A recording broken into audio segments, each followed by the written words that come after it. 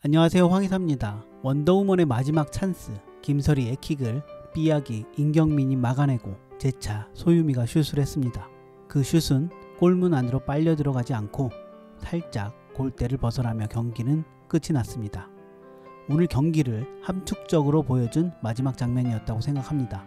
이전 영상에서 한 주 쉬었기에 역대급 꿀잼이었으면 좋겠다는 바람대로 승강전은 진짜 역대급 경기였습니다. 이보다 더 흥미진진한 승강전이 있을까 싶은데요. 재밌는 스코어라는 3대2 펠레 스코어도 뛰어넘은 스코어 4대3으로 구척장신이 이기면서 슈퍼리그에 진출하고 원더우먼은 챌린지리그로 떨어졌습니다. 이번 승강전은 할 이야기가 너무나 많은 경기였습니다. 하나하나 다 풀어서 말씀드리고 싶지만 그렇게 되면 너무 길어지고 지루할 수 있기 때문에 개별적인 이야기는 추후에 해보도록 하고 오늘은 간단 요약식으로 짚어보겠습니다.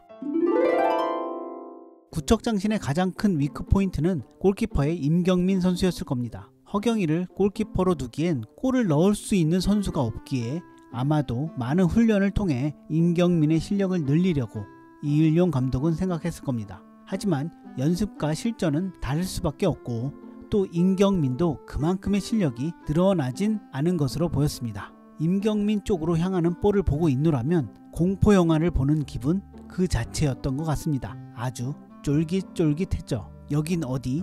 난 누구? 정도의 정신없었던 임경민이었을 겁니다. 그래서인지 미칠 지경인데 너무나도 흥미진진한 승강전이었습니다. 이 승강전은 초보 골키퍼 임경민에 의해 만들어진 판이었다고 해도 과언이 아닐 것 같습니다.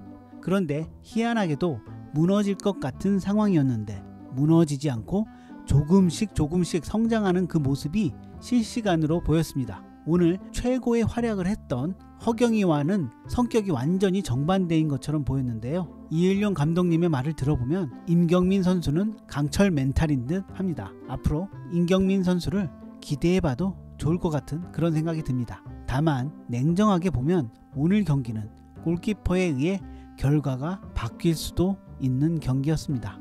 사실 키썸이 4골은 허용했지만 수많은 선방을 해줬기에 4골만 허용했다고 그렇게 생각합니다.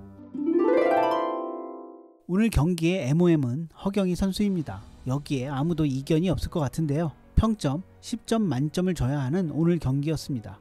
허경이의 피지컬과 실력은 최정상급인데 사실 그 정도의 활약을 해주는 경기가 많지는 않았습니다.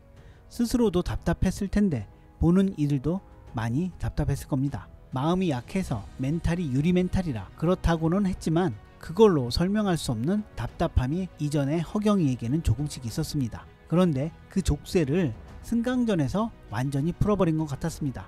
궁극기 봉인이 풀렸다고 해야 할까요? 경기를 풀어나가는 방법을 터득한 것처럼 보인 허경이었습니다. 너무 복잡하게 풀지 않고 최소한의 움직임으로 최대한의 효과를 내는 방법을 터득한 것 같았는데요. 간결하고 쉽게 볼을 차는데 잘 돌파도 되고 슛도 정확했습니다. 사실 허경이의 이력과 피지컬이면 당연한 건데 그동안 자신이 없었는지 본인을 믿지 못했던 것이었을 수도 있는데 이런 경기력이 잘 나오지는 않았습니다. 구척장신의 4골을 전부 허경이가 넣으며 김보경과 함께 한 경기 4골 득점의 기록을 작성했습니다. 허경이가 드디어 본인의 위치와 역할, 플레이 스타일을 완벽하게 파악한 것인지는 다음 시즌을 봐야 할 것 같지만 이 경기처럼 한다면 허경이를 막을 수 있는 팀과 선수는 아마도 거의 없을 것 같습니다.